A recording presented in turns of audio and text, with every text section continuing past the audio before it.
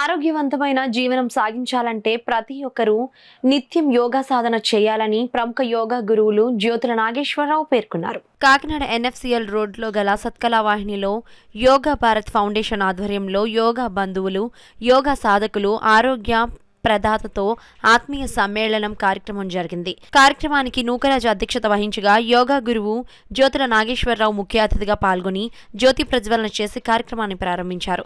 ఈ కార్యక్రమంలో పైని Suryanarayana, Srihari, J Apparao, J Prasad, Kosireddy రాజా, భాస్కర రామారావు, హుషేన్ సా, సూర్య కదూరీలు అతిథులుగా పాల్గొని జ్యోతుల నాగేశ్వరరావు సమాజానికి అందిస్తున్న సేవలను కొనియాడారు. ఈ సందర్భంగా జ్యోతుల నాగేశ్వరరావు మాట్లాడుతూ ఆరోగ్యవంతమైన జీవనం సాగించాలంటే ప్రతి ఒక్కరూ యోగా సాధన చేయాలని అన్నారు. ఈ కార్యక్రమంలో Yoga Bharat foundation general secretary Ranga Suryakumari, Vijayalakshmi, Sailaja Sareen, పలువురు నగర ప్రముఖులు, మహిళలు, యోగా భారత్ సభ్యులు పాల్గొన్నారు. నన్ను ఈ యోగా కార్యక్రమంలో యాల సత్యనారాయణ మా కో సూపరింటెండెంట్ గారు ఇంట్రడ్యూస్ చేస్తే ఈ యోగాలో జాయిన్ అవ్వడం జరిగింది గురుగారి పర్మిషన్ తోటి. ఈ యోగాలో జాయిన్ తర్వాత దీని యొక్క జాయిన్ అవ్వకముందు ఏమి ఎలాగ జీవించాం అన్నది మనకు తెలియదు. ఈ యోగాలో జాయిన్ అయిన తర్వాత అసలు మన జీవితం ఏంటి, ఎన్నాళ్ళు ఎందుకు లేట్ చేసాం, ఎంత అమృతులేమైన ఇలాంటి ప్లాట్ఫారానికి ఎందుకు లేట్గా జాయిన్ అయ్యాం అనే బాధపడ్డాం. మొట్టమొదటి జాయిన్ అయినప్పుడు ఎర్లీగా లేవటం అంటే చాలా బద్ధకం వేసేది. 5 లేవటం ఏంటి, మనం 6-7 గంటలకల్లా వేసుకోలేం అనిపించేది. అలా 2-3 రోజులు చేసిన తర్వాత అలవాటైంది.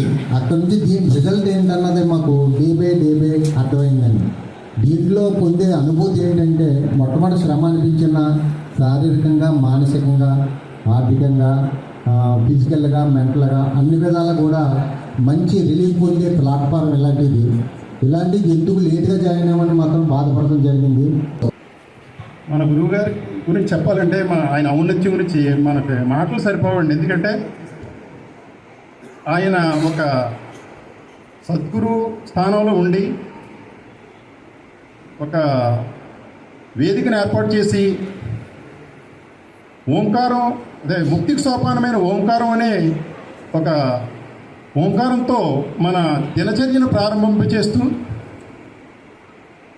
ఆరోగ్యంతో పాటు జీవన్ముక్తిని, అదే జీవితానికి జీవిత పరమార్థమైన జీవిత పరమార్థాన్ని కూడా బోధిస్తూ మన ఆరోగ్యం కోసం, ఇంకా మన యొక్క మానసిక పరిస్థితి గురించి ఆయన ఎన్నో రకాలుగా ఆసనాలు అయితేనేమి, తర్వాత ప్రాణాయామాలు, తర్వాత చక్రాసు, రకరకాలుగా ఎన్నో విషయాలు మనకి బోధిస్తూ చాలా మనకి సేవ చేస్తున్నారు. అంటే మన యోగ బంధువులందరూ ఆయనకి నిజంగా ఆజన్మాంతం రుణపడి ఉండాలని నేను కోరుకుంటున్నాను. ఉపయోగాలతో పాటు యోగ చికిత్సా విధానం అంటే మన పరుకుల జీవితంలో బీపీ, షుగర్, ఆస్తమా, అధిక బరువు, ఊబకాయం ఇలా చెప్పుకుంటూ పోతే ఎన్నో రకాలైనటువంటి సమస్యలు.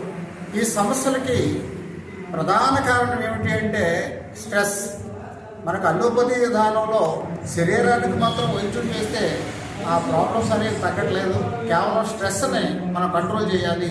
ఆ స్ట్రెస్ని కంట్రోల్ చేసే ఏకైక మార్గం యోగా.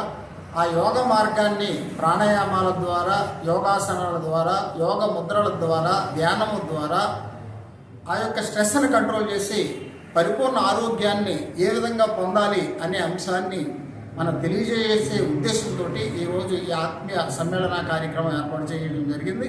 ఈ కార్యక్రమంలో తూర్పుగోదావరి జిల్లా మరియు కాకినాడ జిల్లా నుంచి చాలామంది సభ్యులు ఇక్కడికి హాజరవ్వడం జరిగింది. ఈ కార్యక్రమంలో ప్రతి ఒక్కరూ కూడా సంపూర్ణ ఆరోగ్యాన్ని పొందడానికి తీసుకోవాల్సినటువంటి జాగ్రత్తలు, ఆహార నియమాలు అవన్నీ కూడా తెలియజేయడం జరుగుతుంది. ఇందులో ముఖ్యంగా తెలియజేసేది ప్రతిరోజు యోగా చేస్తే అనారోగ్యానికి ఉండదు జాగా. సంపూర్ణ ఆరోగ్యాన్ని పొందాలి అంటే ప్రతిరోజు యోగా చేయాలి అనే నినాదం